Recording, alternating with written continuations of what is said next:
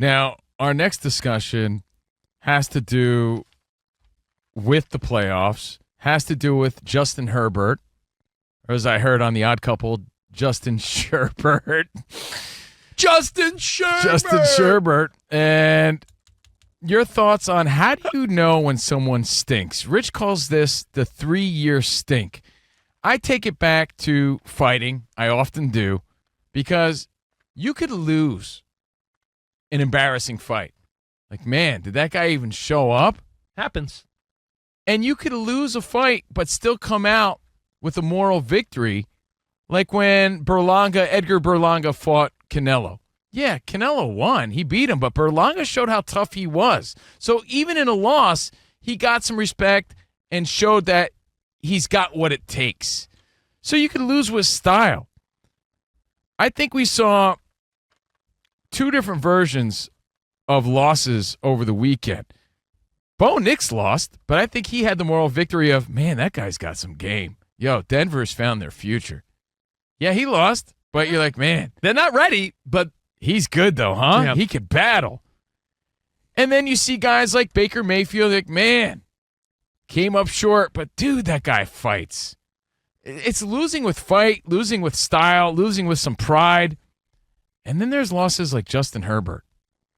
And by no means are we the show to dump on Justin Herbert, but there's a different feeling in how he lost. It could be the expectations that are involved, but Rich is saying, nah, it's the 3-year stink. I'm not going on a Dave Portnoy 2-minute rant about how Justin Herbert stinks. He's the worst ever. Well, by the way, I'm glad you brought that up. I'm a Portnoy fan, right? Yeah. He's a good dude. We used to be on the same channel with the guy. But guys like him can create a powerful narrative when really they're just talking about the money they lost. That's why he's angry about him. Of course. And he did the same thing with Darnold. He lost, I think, $11,000 on Sam Darnold, so now Sam Darnold's the worst ever. And then people run with that mindset. That's also very unfair, dude. Just because you put money on this guy doesn't mean he's the worst. But there are guys that come with an expectation, and then there's guys that are a surprise. It's sort of like the bedroom. Oh. Sometimes you're lucky enough to find yourself in an intimate situation with a girl that's gorgeous. Sam, you need to pull up some like sexy music or something. Stop it. You need to have like a saxophone solo on standby. Sometimes it's sort of a letdown. You're like, oh, I thought that'd be better.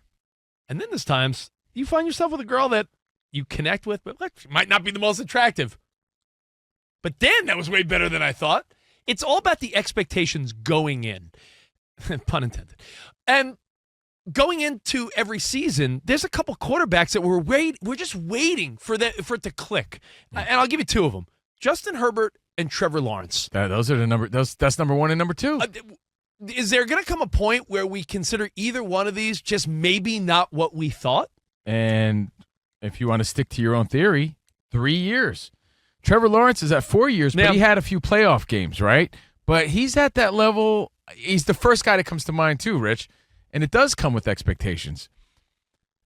So what do you guys think about assessing a quarterback, right? Some people have a longer shelf life, more opportunities, more chances than others.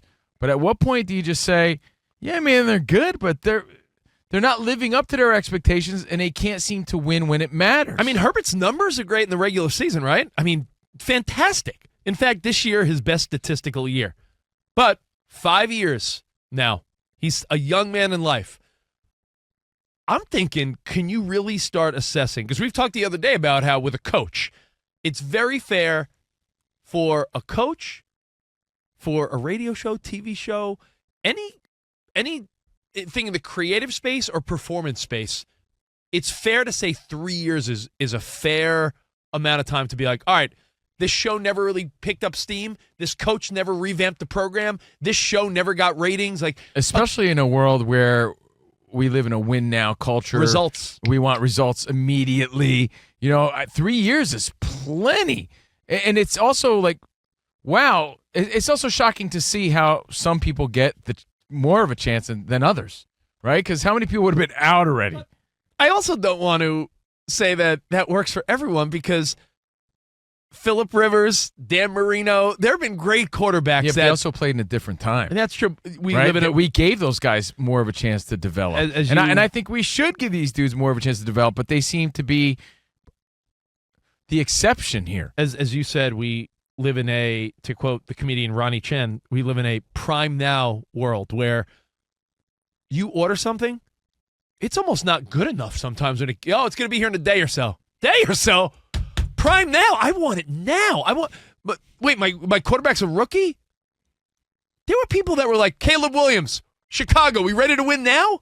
Slow down. Well, you know why, too? This kid was hanging at USC 3 months ago. Look at Jaden Daniels. Look at Bo Nix. You do see guys, they're like, they came to ball from the get-go. So it does give you this false expectation that everybody could bring it that way. And there's guys that didn't even get a chance at the beginning, the Aaron Rodgers of the world. And then you say, how many times, I know it's old now. This is the 90s. Peyton Manning stunk his first year. Yeah, but you know what? It's not 1998 anymore. Yeah, Joe Burrow. He's a guy that's delivering on his expectations. So when you talk about guys like Trevor Lawrence and Justin Herbert and young dudes around the NFL, Kyler Murray, when does the point come where you could assess that, hey, you know what? Maybe they're not what we thought. Or Danny G, do you just have to accept that sometimes you have a franchise guy, he'll be your quarterback for a decade, but you just never get there because Bernie Kosar, Dan Marino, I'm just naming people, Phillip Rivers, there have been guys throughout our life that were good that just never won. I think inside the building, in your facility, the guys who are working very, very hard during the offseason to get better because possible MVP for this season, Josh Allen, he had a bad first 2 seasons there in Buffalo. I'm sure they're happy that they were patient with him. His third season, he broke out with 37 touchdowns. But don't forget, his rookie year, he had 10-12 with 12 picks, 20-9 his second year. And I remember hearing the stories that he was working so hard to improve his accuracy and get better in that third season. It took for him. The stories about Josh Allen, you ain't kidding that. Sometimes you wonder, how much work could you really put in to improve your accuracy? Well, guess what? Look at Josh Allen. There were times where Magic Johnson, I heard, did criticism free throws, right? There were certain layers of a guy's game. And if you have the ability to work as hard as some of these elite athletes, you can improve a part of your game. Absolutely can. No doubt.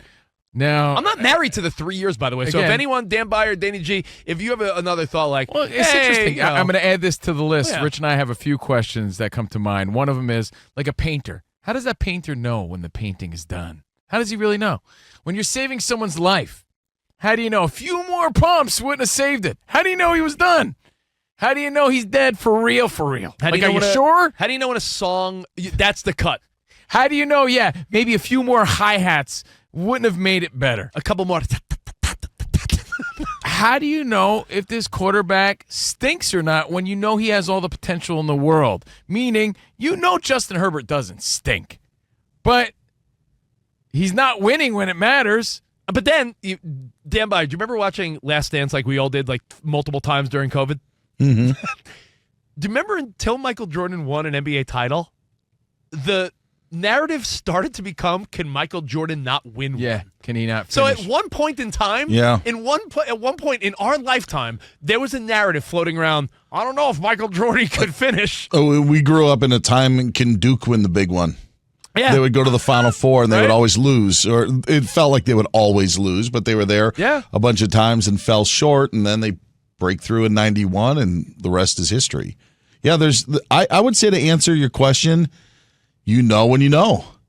And and that's what I think hit with Darnold last night, is you had all these other questions and everything, but you just know. And I don't think we do know with Justin Herbert just yet, but you know when you know. Dan, it's interesting. Covino and I, you could argue it's a crutch of ours, but I'm fine with it.